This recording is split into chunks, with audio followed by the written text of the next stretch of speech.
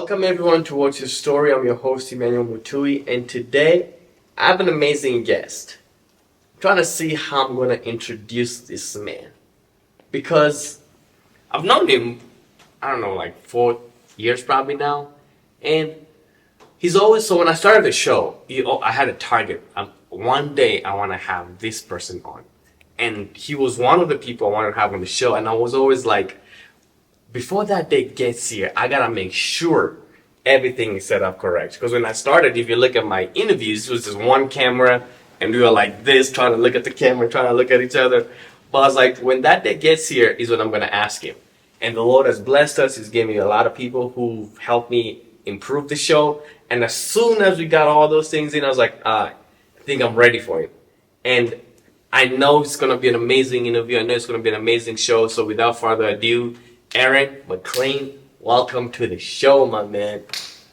Welcome. Good to be here, man. Good to be here. Yes, it's been a while.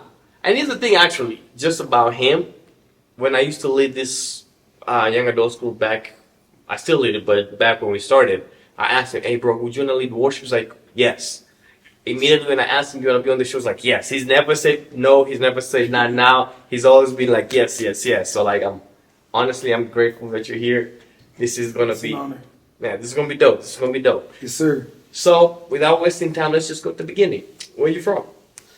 So I was born in Newark, New Jersey, and my story takes me all up and down the East Coast. Yeah. Maryland, South Carolina, the Virgin Islands, the U.S. Virgin Islands. Wow. But we settled in Atlanta when I was about 10 or 11 years old. Okay. So Atlanta, I would consider Atlanta home. Okay. Yeah. What was young Aaron McClain like? Oh gosh. Yeah. A mess. Yeah. A real mess. I was not a good student. Oh. Yeah, I was Okay. I was not a good student. My mom would have these talks at the beginning of every school year, like, Aaron, we're not gonna have this go on this year. We're not gonna have the teachers calling my phone during the workday this year, please. Like I was a rough kid. Throughout grade school, I was always singing. Okay. Because my dad's a singer. Oh. So I was always singing. So how did his passion for singing influence not just you but the home? It was everything. It was everything for me. He was diagnosed with kidney failure when I was 9. Okay. So most of me knowing my dad was under the lens like of suffering. He went through a lot of suffering in his life, but he never stopped singing. He never stopped like praising God. He never stopped giving God the glory for his life. So all the way up until the last time I saw him alive, he asked me to sing him something. Wow. That's So wow. yeah, so like it has his love for Jesus and his love for singing to Jesus shaped, quite honestly, what I'm doing now. Yeah. Wow. Singing and suffering. That's powerful, man. Yeah, and my brothers are they're both musicians and so his musical influence, I guess, on us has had lifelong impact for sure. So when he passed away, how did that change your perspective on life? Yeah. When he died, it was a surprise to us. We thought he was actually on the mend, so it was a surprise to us when he passed away. But from the moment I got the news, I got a call from his wife that said that he had passed away. From the moment I got the news, there was the initial shock of like, oh my gosh, my dad is gone, right? And that never fades. But right after that was like this immediate, like, oh, this was grace. This was an act of grace. Yeah. My dad going home to be with Jesus was an act of grace. He had just a month before became a W amputee, a double amputee. So he lost both of his legs at 57, and would have had to learn how to re-walk again with prosthetics um, and yet obviously for 57 years I had his legs. It's a weird thing, but I see my dad passing Yeah. as an act of like grace and providence on the Lord's part. To, Go ahead. yeah, to basically alleviate his suffering.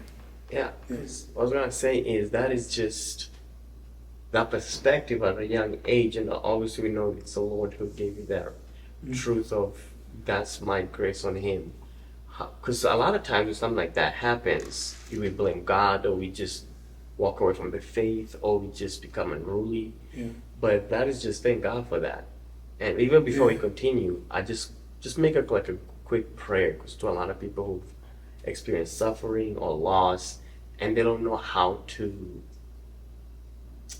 adjust to that. They try to blame God or they try to blame the church.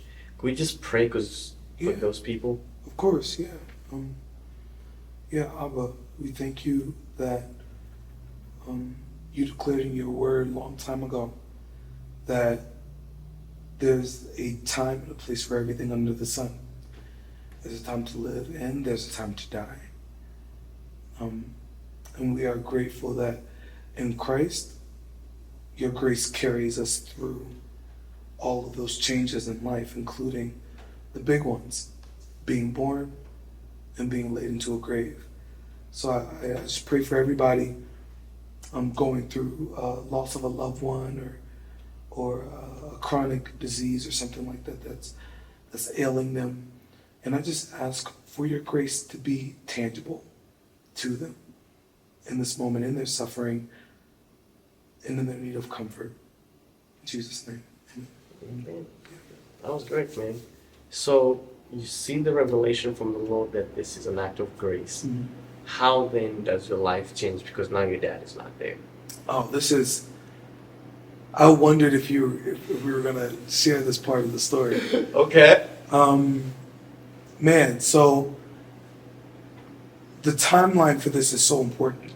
My dad passed away on May 7th, 2017. Just prior to that, I had started traveling as a worship artist. Small quotes. How old are you? At that time? Yeah. 20, going on 24. Okay. Going on 24. Okay. So, like, I had just started traveling as a worship artist.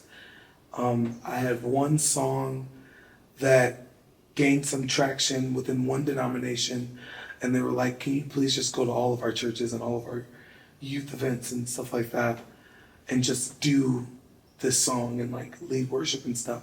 So that was that's what I was doing. Like God was showing favor on this one song. Yeah. As a result of that, and at the time I was considering doing missions as well.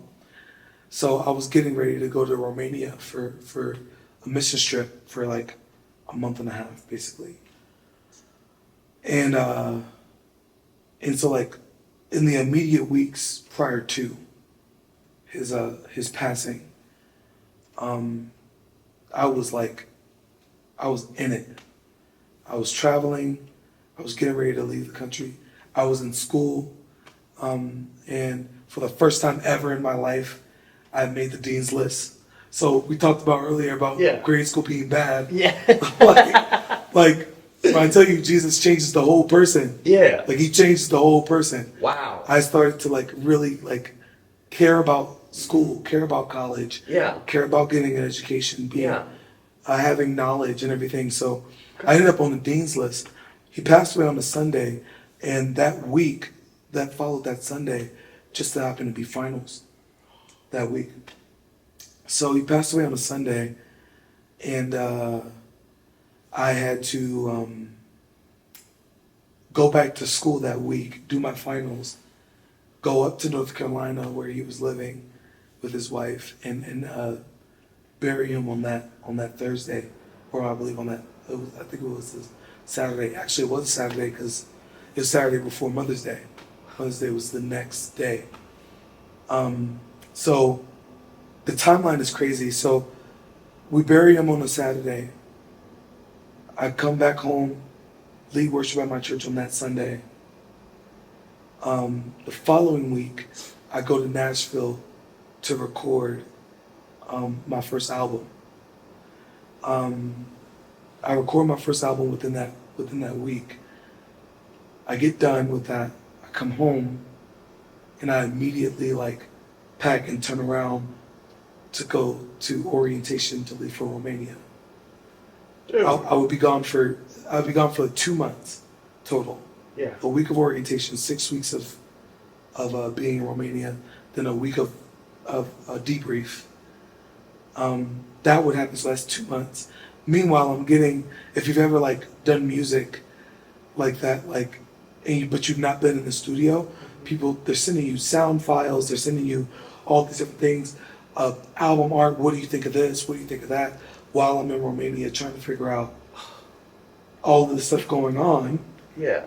I get back from this trip, this 8-week thing, 6 to 8 week thing that I was doing, and the week I get back, my album releases. So from May the 7th to August the 2nd, wow, was just I didn't get a chance to grieve my father's passing. No. Until much later.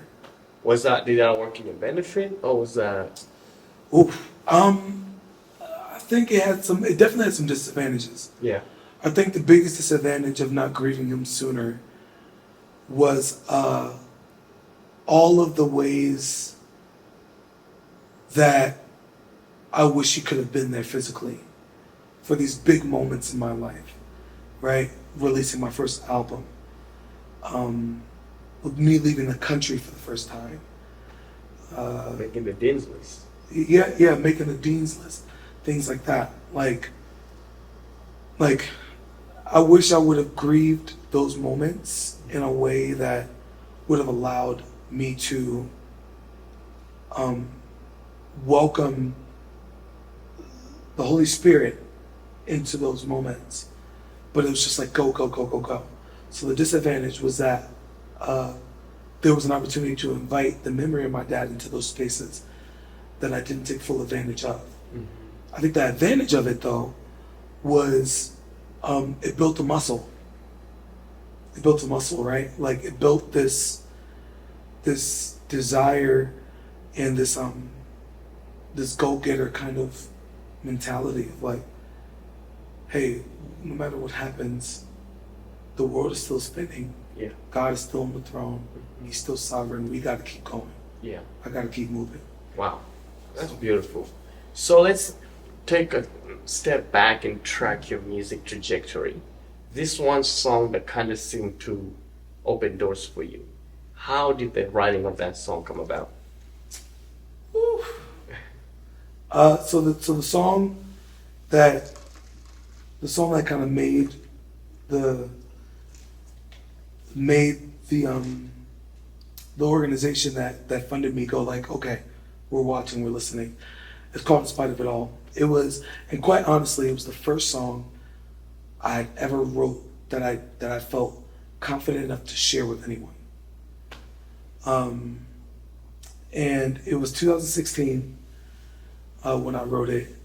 I had recommitted my life to the Lord. I had a falling away, prodigal season. Let's talk about that, and then we come back to the story. story. Yeah. What happened?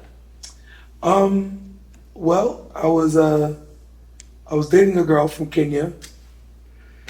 I'm going right here. Trouble. I don't know if you want to do that. Just I take you back. Did you see that? I was dating a girl from Kenya, and man, I was convinced I was going to marry this girl. Okay. And I was young, and I wouldn't call it foolish, but I was impressionable, right? My mom and dad, I had never seen them together, and my brother, my older brother, had his firstborn, outside of marriage. Praise God, like he's got 5 kids now. He's married to the same woman, and they're both pastors, and the Lord has totally redeemed that story. But there was something in me. I wanted to be the first person in our family that was like, no, I'm gonna marry this girl. I'm gonna be pure and right, and I'm gonna be holy and all this stuff. That was genuinely my intention. But there's an old, I don't know if it's an African American colloquialism or not, but it says the road to hell is paved with good intentions, and that's kind of what that was for me. Yeah. I had all of these good intentions. Man, I'm gonna be a pastor. I'm gonna do this, and she wanted to be a travel nurse, and she, I think at the time she wanted to be a neurologist. I'm like, oh, we gonna be in the money. Let me just she gonna have some money. Right. I get to just do ministry. Right. This is gonna work. Yeah, it's perfect. This is perfect. Anytime she brought up school, oh babe, go to school. You should do that. Go to school. Get this money. You want to be a neurologist? How much do they make? Oh, babe. $500,000 a year. Yeesh. Yeah, you should probably do that. I wanted to be the generational curse breaker in my family. Okay. And because of that desire, be it selfish at the time, the Lord has made that to be true even now. But I wanted to be right. But in all my good intentions, they weren't followed up with conviction. They weren't followed up with action and tender respect and care. And we just went down the path that a lot of people went down. Our relationship started to creep slowly away from Jesus while we were still going to church. We ended up living this double life, where our relationship was one thing, but our relationship at the church was a totally different thing. And when we hit rough times in that relationship, Christ was not my rock. So I fell into drugs and alcohol and pornography and all these different things that was satiating temporarily. They were satisfying temporarily. It got to the point where it was kind of a crossroads situation. This was shortly after I had a suicide attempt, and that's a whole different. Wow. That may have to be a part 2 thing. I'm down. But basically, I came back from that season, and was like, all right, Lord, I want to live this life for real. I am tired of faking it. I want to do this for real. Mm-hmm. And I started writing songs as a way to process this newfound joy I had. Yeah. The reason why I use that phrasing is because there was nothing in my life that was pointing to a reason to have joy. Yeah. I was homeless at the time. I was or couch surfing. I was staying with my best friend and his family. They loved me. They took care of me. My car was well past due.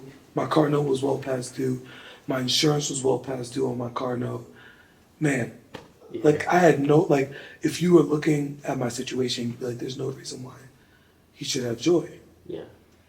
And, but because I had my best friend's family who loved me, who gave me a space to be myself and to have my process, I took this little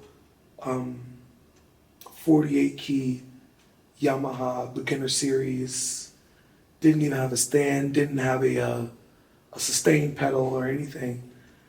And I just started writing these little phrases, writing these little licks that spoke to what I was going through. Yeah. And the song that came out of that, there was multiple songs that came out of that season, but the big one that people referenced at the time was a song called In Spite of It All. Wow. So That's yeah. amazing.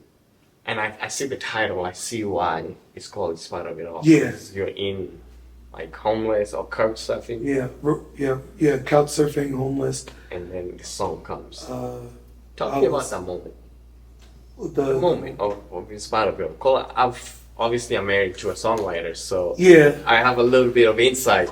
So I wanted, how was that moment when the song came? Because when I see her when we were worshiping together, and she's singing, she just jumps, gets her phone, puts it, and she starts Yeah. recording. Yeah. Um.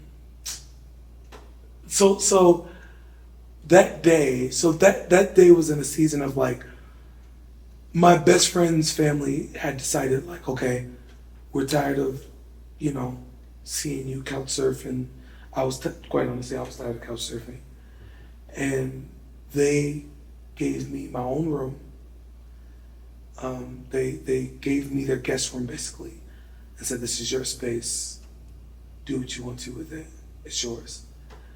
And every morning in this season, I'd wake up and the sun was beaming like blindingly through the window. The window faced east, so the sunrise would come up and just beam through the window. I'd wake up and there was this overwhelming sense of like gratitude and joy and grace. And so in that, I would get up, read my Bible, go downstairs, make breakfast, and then I go over to this little Yamaha beginner series that was sitting on the dining room table.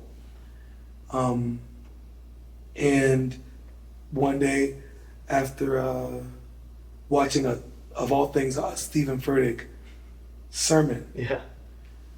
I just felt inspired. Yeah. And I started with a phrase that was a quote that he quoted, which is basically defining faith as patience with mystery. Faith is patience with mystery.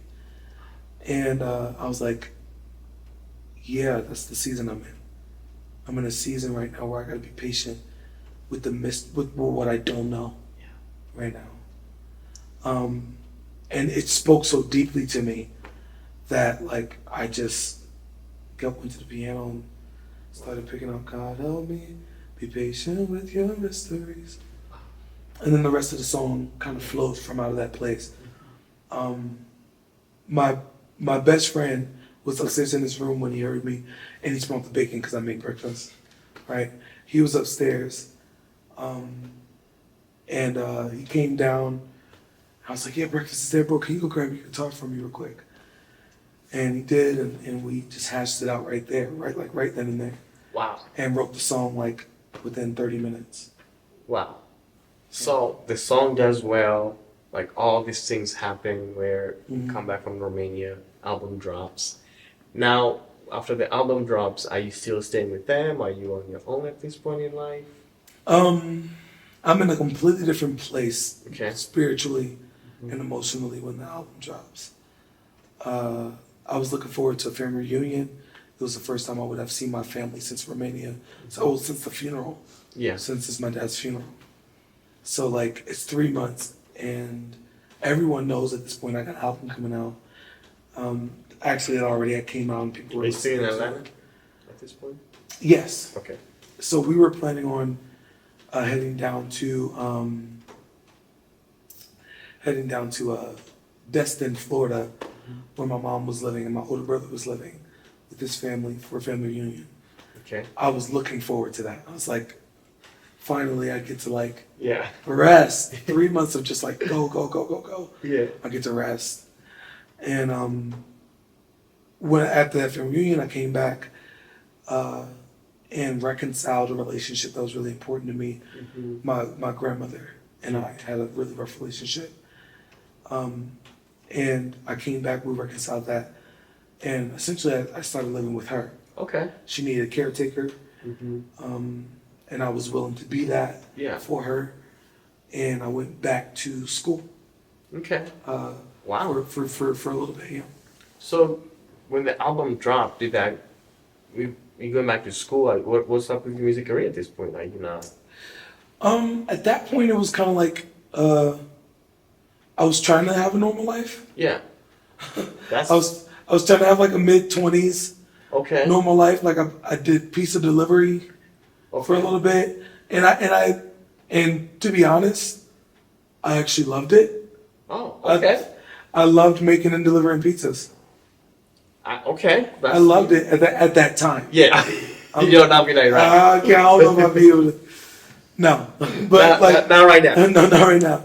But like at that time, you know, being 24 and Yeah.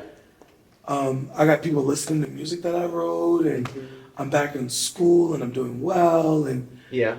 the only problem is that I'm broke, so I'm like, let me get a job. Yeah. Started delivering pizza, but at the same time, like I was still getting booking requests to lead at this place, lead at that place, Okay. and I did. That was a short season. I didn't last long because I was traveling too much. Traveling for pizza, or you traveling? Both, but like traveling to lead worship, Okay. like in other places. So it was hard to try to manage. Yeah. Like that whole next year was like, I mean, from like the fall of 2017 to the fall of 2018. At that point, I was 24, Okay. barreling quickly towards 25. Okay. So wow, that's like honestly like a rough thing to juggle. And let's just pause and talk about that, like our generation of young people, or just young people in general. You have all these dreams and aspirations that you're trying to follow, but then you also have the reality of paying your bills and just making sure that you're eating. And how would you advise someone to balance that? Yeah. I think for me, it's a two-part. Okay. I think the first thing is it's spiritual, Mm-hmm. right? If you profess Jesus, if you profess Jesus, He requires us our first fruits. Okay. So whether that be money, whether that be time, energy, Jesus gets the first and the last of whatever I have to offer. And that for me was like a big deal. That was a big deal in that time. Okay. So I tithe on my tips. At that time I was still giving the first fruits of my day to the Lord, my first couple of moments to Him. I was really generous in that season with my time, like really generous. Anything that Grandma needed, it's yours. Whatever you need, Grandma. Anything that the church needed, because at the time I was also a worship pastor at a worship leader, I guess, at the church in Atlanta as well. So I gave them my time. Like my time was all booked up, but I gave the first of my time to the Lord. So I think there's a spiritual principle at play, right? Like when you get the first fruits, not knowing where the rest is going to go and how it's going to go. Yeah. You're acting out of faith, and God honors that. Yeah. That's the spiritual aspect. The practical side of it, I'm still trying to figure out, to be very honest. Yeah.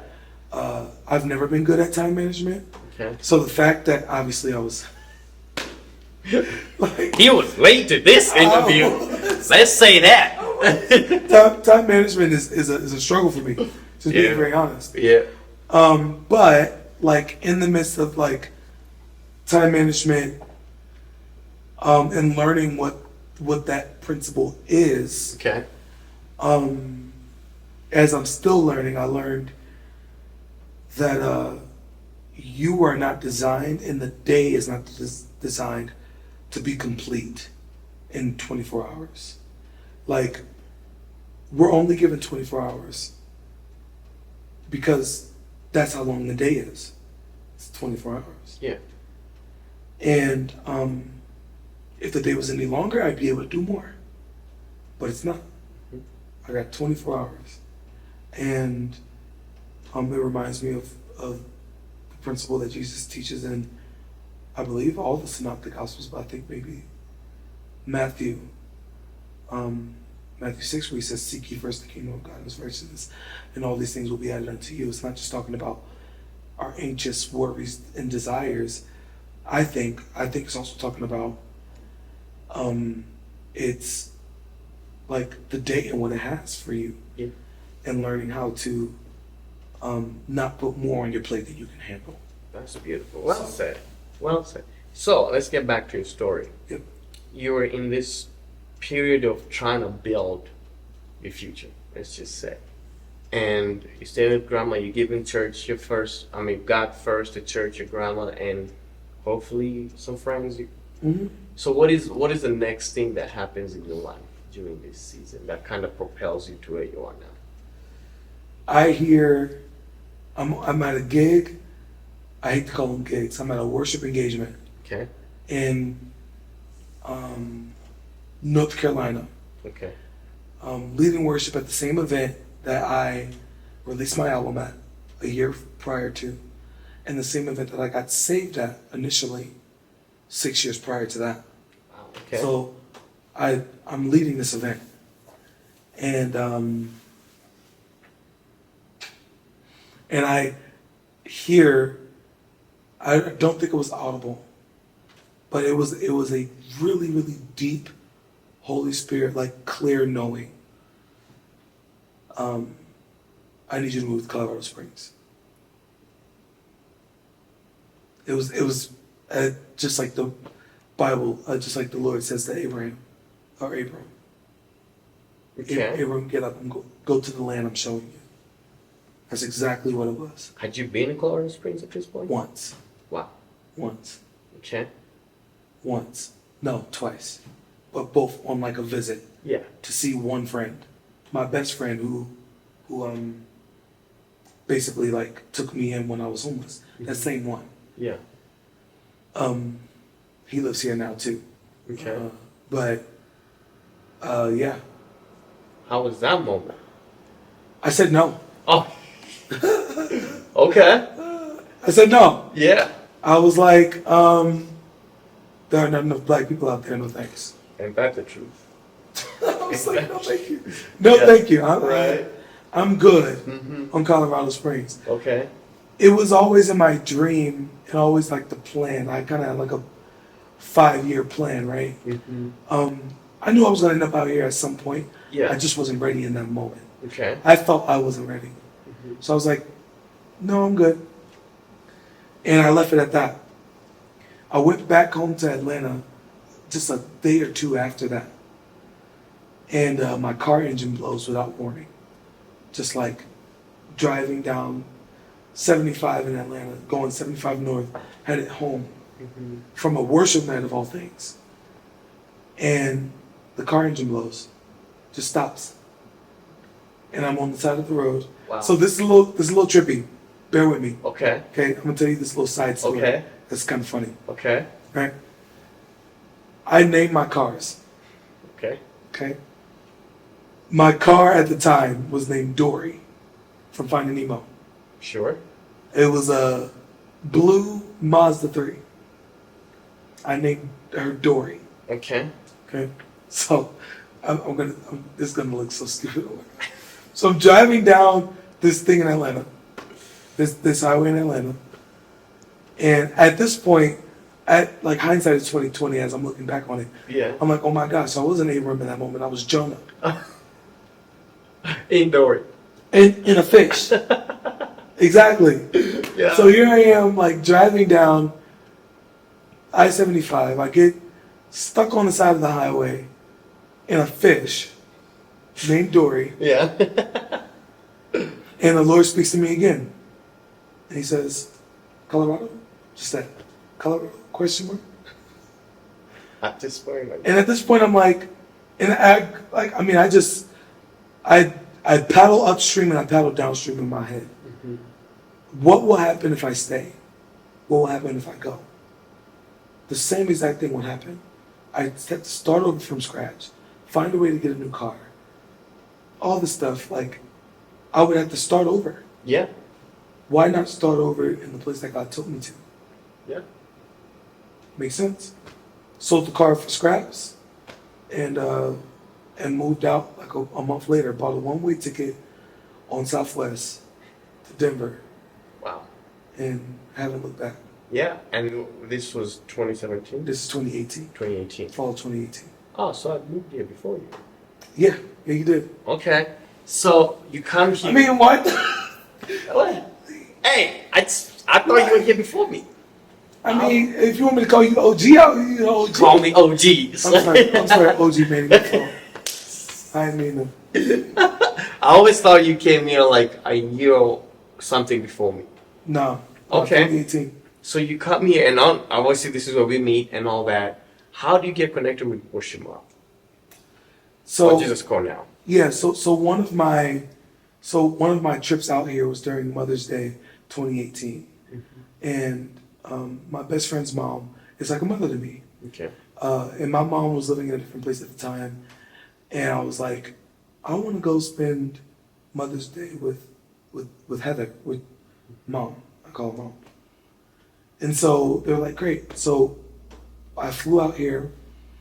My friend Dwayne at the time, who was out here as well, was like, dude, Worship Mob is in the city. I was like, great. Who's that? Yeah. I had heard kind of them, but not really. And I was like, great. Like, look, all right, awesome.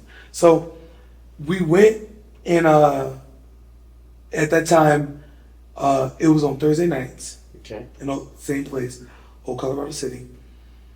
And that was basically it. Like, I went, I connected with Sean, the founder of it. We talked, and I sang a little bit that night. And I went back to Atlanta and was like, that was fun. Yeah. And that was it. Yeah. When I came back, my friend Dwayne and my friend Steven were living here. They got their own little apartment, so on and so forth. But Dwayne was going to Worship Mob consistently. And when I told him I was moving here, he just told everyone. Oh, my boy Aaron is coming. Like, get ready. He's coming. Like, it's going to be crazy. I didn't know that he was doing all this work. Right. My plan, I thought that the Lord was calling me here to start a coffee shop. That's what I thought. Like, I knew that kind of comes out of nowhere. But that was initially the dream. Okay. To own a coffee shop. Like, or like a bistro, because I love to cook. Yeah. Kind of like that. do like a bistro, coffee shop, and also like a family-friendly like venue for worship music and clean music. That was like that was the thing I planned in my head. That was the only way I could get on that plane. Okay. Is if I had like a vision for what was gonna happen when I landed. Sure. That was okay. I put this thing in my head. I see that. Yeah. I put this thing in my head like, this is what's gonna happen. Uh-huh. I'm gonna start a coffee shop. It's gonna be amazing. Gonna blow up. I'm gonna make so much money. It's gonna be awesome. That was my thought. Right. So when I came here, I ended up meeting, within the first 2 weeks of me being here, I ended up meeting every major coffee house owner in the city. Loyal, Switchback, Third Space. Like, those are the big three to me anyway. Like, those are the big three. Wow. Man, like, Pikes Peak Coffee, like, okay, making your vision come to play. Yeah, I'm gonna meet with all these people. Yeah. And I told them I want to put my coffee shop in the food desert on the south side so that I can offer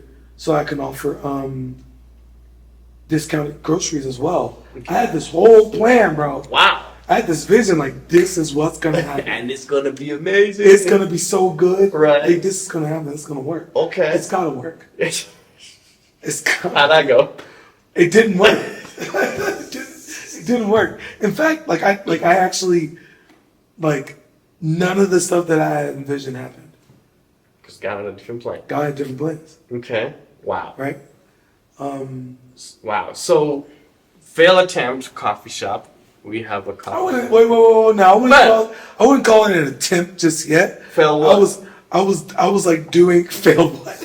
You failed, obviously. I wouldn't call it an attempt. Yeah. I would say that it was a dream that I was starting to put on paper. And Your dream. Yeah. Yeah, it was my dream. It was it was my dream. Own that. It was a failed dream. Okay. Because we got a coffee shop starter pack, something. He's gonna start a coffee shop. Something. I don't know how you call it over there. So you can talk about that. Okay. But so this happens, and how soon does this failed dream materialize? Ask me the question again. Ask me the question again. Sorry. How soon after you arrived did this failed dream materialize? Oh, immediately. Immediately. Wow. So what happened was I moved here on a Wednesday, September the 5th, 2018. Mm-hmm. I was at Worship Mob on that Thursday, like literally the next day. That was all she wrote. Wow. On everything that was in Atlanta, everything that my life was in Atlanta came to a screeching halt. The dreams, the plans, aspirations. I was still dating that girl at the time and thought, she's gonna finish nursing school she's gonna finish in December. Maybe she takes her first travel nursing contract out here and we make it work. Everything came to a complete screeching halt. Wow. When I came to Worship Mob, that was all she wrote about that. And coffee shop, everything gone. out the window. Wow. I met my wife that following Monday. So the relationship, although it wasn't love at first sight with my wife, that the relationship started to rapidly decline. Shortly after I met my wife. And it was just everything I thought my life was gonna be just dematerialized. Wow. In front of me. So all these things, how are you processing all this? Because this is obviously something you've been thinking about for a long time. In the moment? Yeah. I wasn't processing a lot because I didn't have a job. Wow. So it was I gotta survive. I came here with $1,100 in my pocket.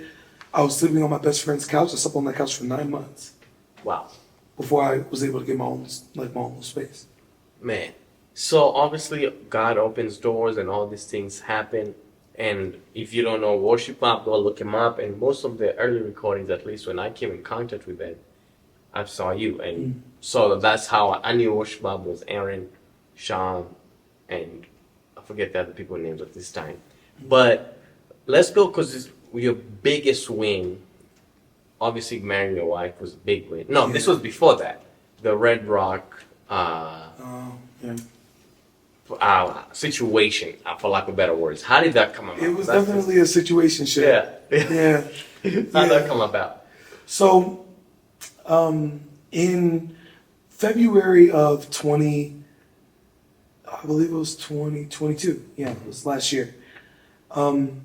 I went to Bridgeway in Denver to help a friend cover. I wasn't even supposed to be there that night. I just wanted to cover.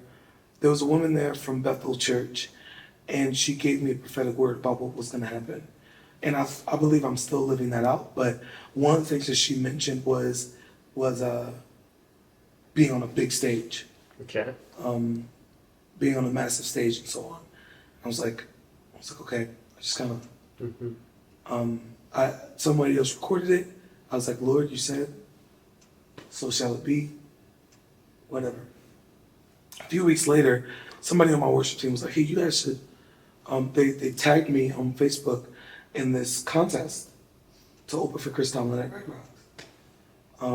I didn't think much of it, to be very honest. Yeah. I'm a Chris Tomlin fan, but I'm not like, oh my God, I gotta leave for Chris Tomlin. Right. Just being honest. Yeah. Like I wasn't like, it wasn't like that at all for me. I didn't even want to do a video. I just did like a quick hey, my name is Aaron McClain. This is the music that you're about to listen to. You know what they asked of us.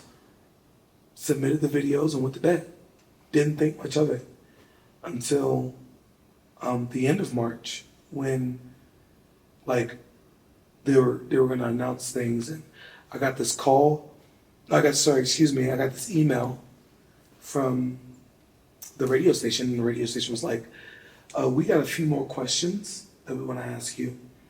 Do you mind getting on like a Zoom call with us? Mm-hmm. Sure, no problem. Yeah.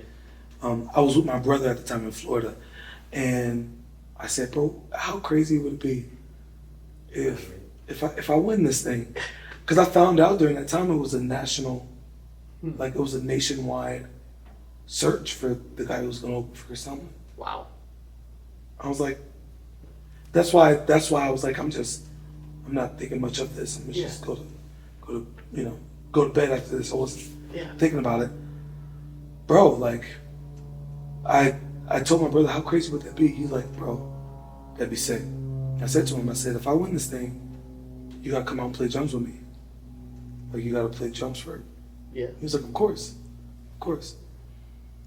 So I fly home that day. I talked to him, fly home. And the next, I think it was a Wednesday, I do the Zoom call. I'm on the Zoom call, they ask me all these questions. And then the guy says, hold on a second here, my boss wants to pop one. And then it's Chris Tomlin. And I'm like, oh, snap, dude. And that video is on Facebook, it's everywhere. Oh, yeah? So like, yeah, like, if you see the video, like, it's crazy. Wow. Like, that's literally my reaction. I'm like, what's up, bro? It just kind of came out of nowhere. Right. And he told me I was going to be opening for him. And I was like, oh, snap. Okay. Here we go. Wow. And at the Red Rock Amphitheater, how many people, I think? I'm going to boast in the Lord real quick. Go right ahead, bro. It was a sold out show that night. Oh, shoot. Yes, sir. And so like upwards of 10,000 people. Man, that's crazy. It was a sold out show that night. And obviously it was amazing because I seen the videos of you brought your worship mob friends, obviously your brother. Yeah. And it was just a time. But the thing I want to talk about from this, and this kind of tie me to the next question. Yeah. You sang a song that just came out recently. Yeah. That everybody wanted to hear this song. Yeah. And it's a funny thing. I've never heard this song, like the full song I've watched at the release party. But I always knew that song. Like, it was always in the back of my mind. I'm like, what? When I watched it, I'm like, I know this song, but why do I know this song? Yeah. So, this song you never changed. Yeah. Let's talk about that. Because that is such a powerful song. Thank you. Yeah, our road never changed in the spring of 2021. Okay. And I was on a mini little like time off thing by myself in New York City. And I'm weird. I don't like I love the city. Mm-hmm. So in order to find rest, I oftentimes will go to a big city and find rest there. Okay. For me, that was New York City at the time.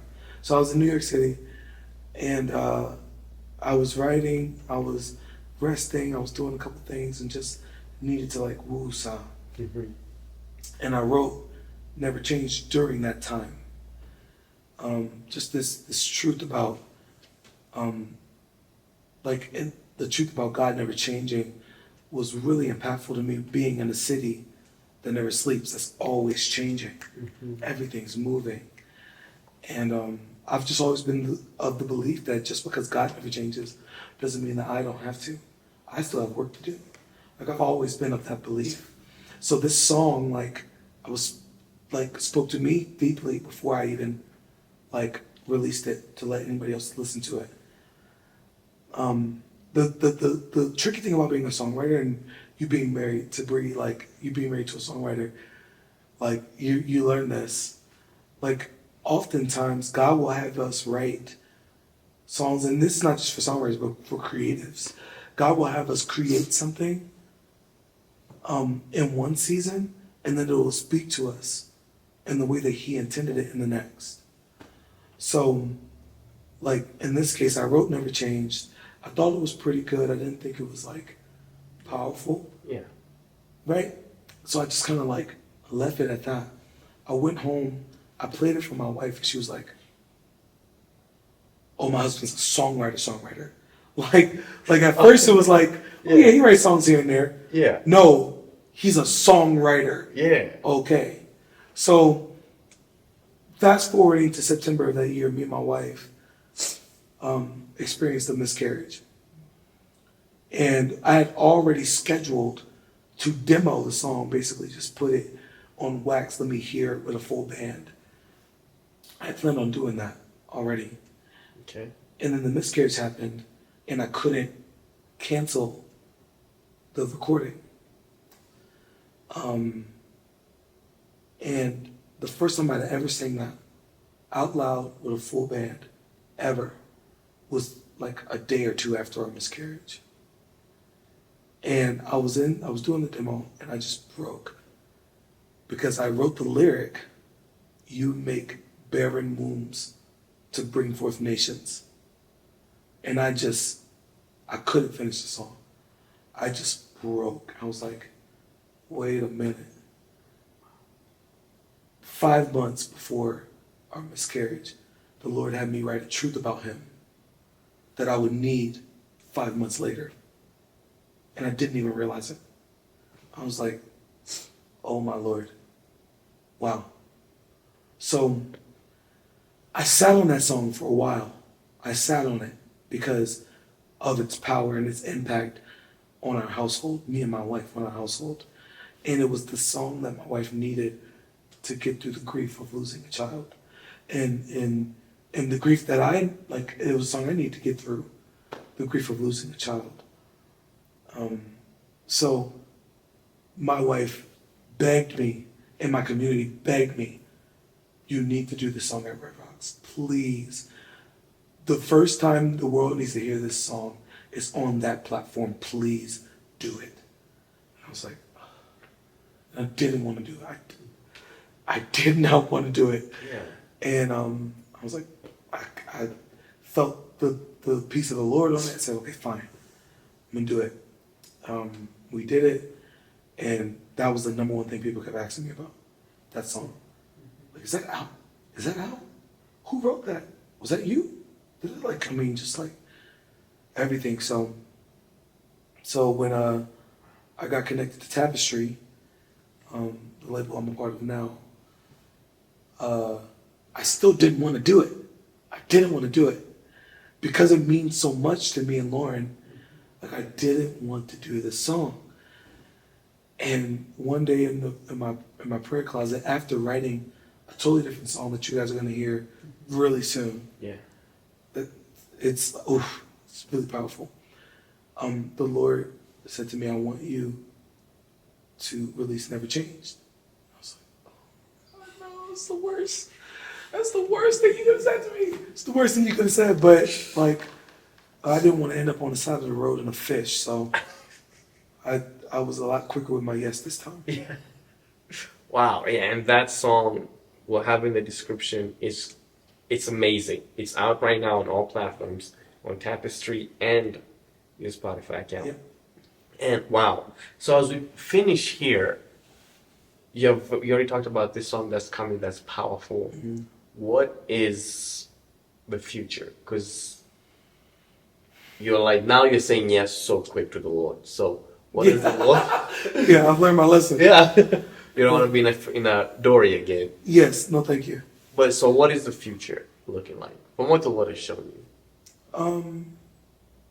Man, well, I think for starters, I think he wants me to double down in this next season. I think he wants me to double down on the music.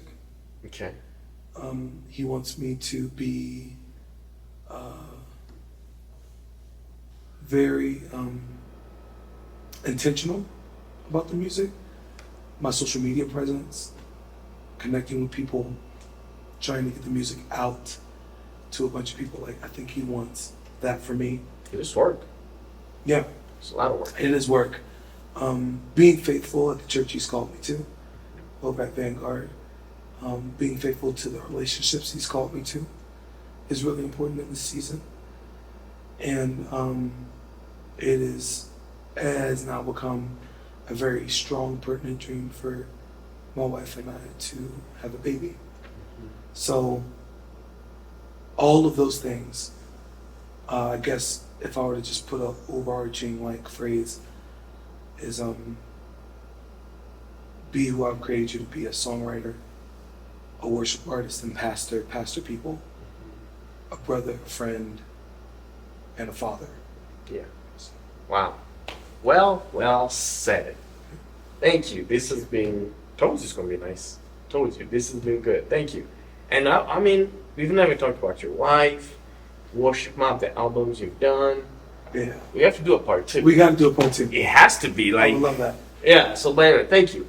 Thank you. This has been great. Thank you so much. Remember, we all have a story. What's your story? Goodbye.